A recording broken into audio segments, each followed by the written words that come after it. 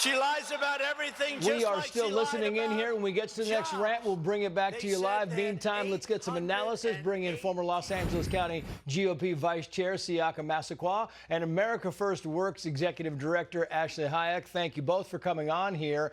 Kamala Harris was asked to give specifics on bringing down prices, and she instead said this.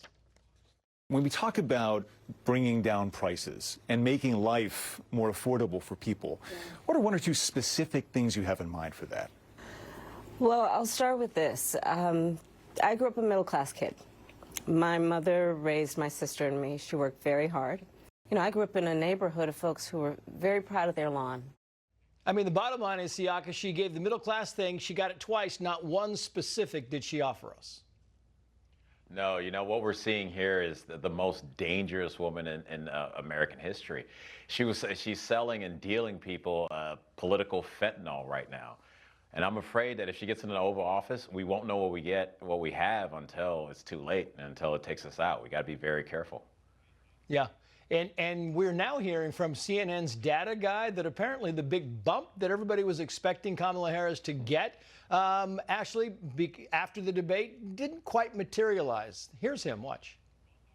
At least in the first polling that we're getting post this debate between Donald Trump and Kamala Harris, maybe slight movement in Harris's direction, but not overwhelmingly so, which I don't think is really much of a surprise given the 50-50 nation we are right now.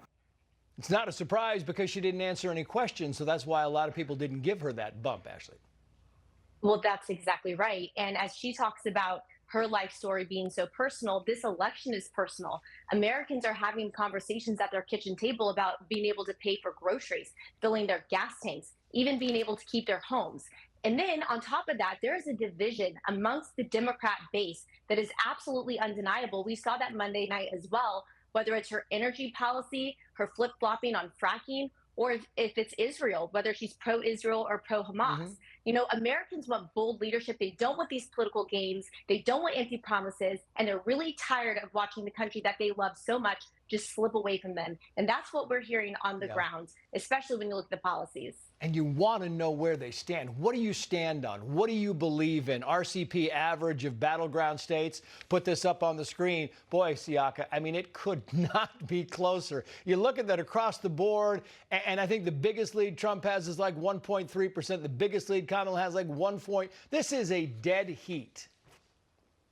Yeah, you know, and that's why it's important for us to get the word out. That's why it's important for everyone to get out and vote. Like, for what she wants, I see her as the three-headed Leviathan. She has the attack on the womb as like Margaret Sanger, the Marxism as Patrisse Cullors in Pantsuit, and she has the radical behaviors of a Hillary Clinton. And if that's something the American people want, then you stay home. But if you don't want that, you need to get out and vote, because you don't vote your way out of totalitarianism.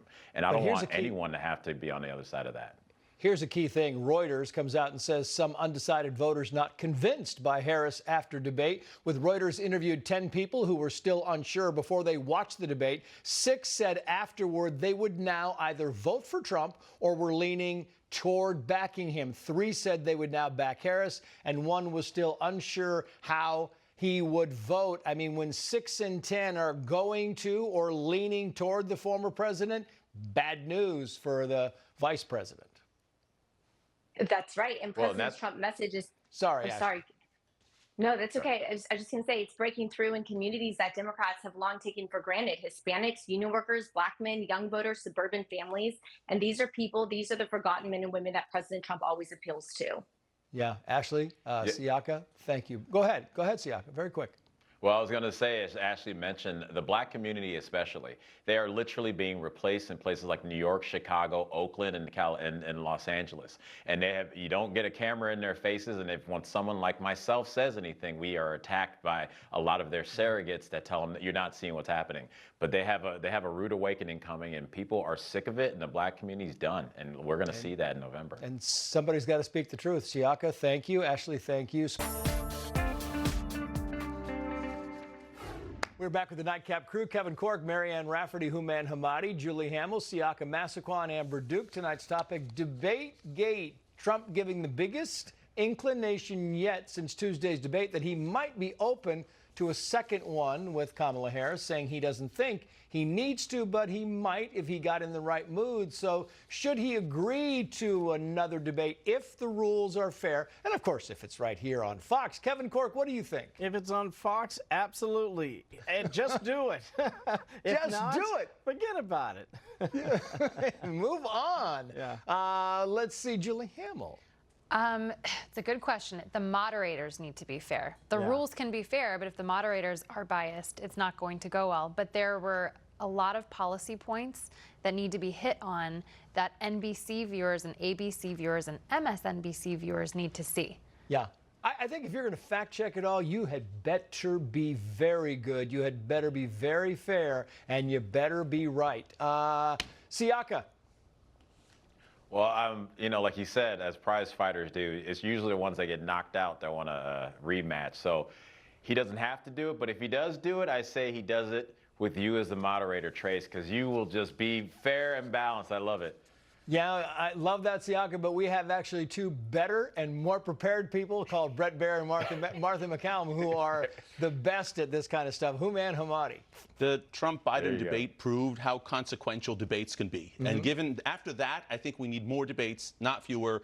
As long as it's here, as long as it's with anyone, I vote for you and Kevin Corke, but whoever. Me and Kevin. Why not? You guys would do great together. Yeah, and we could hold it. We could hold it next door at the Dubliner, Kevin. I think that's probably the best place to hold it, right? Yes. Amber Duke.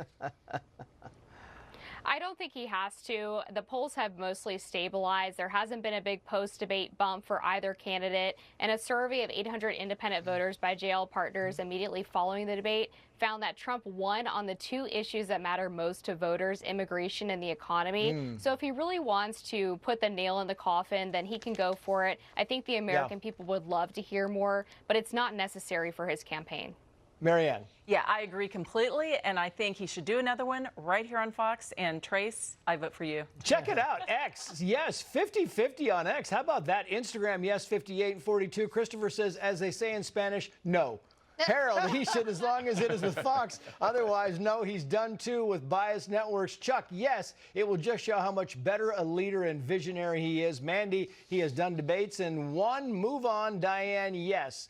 What does he have to lose? Karen, Harris doesn't deserve another debate. She's done. We're done. Thank you all for watching America's Late News, Fox News at Night. I'm Trace Gallagher. Have a great weekend. We'll see you back here on Monday.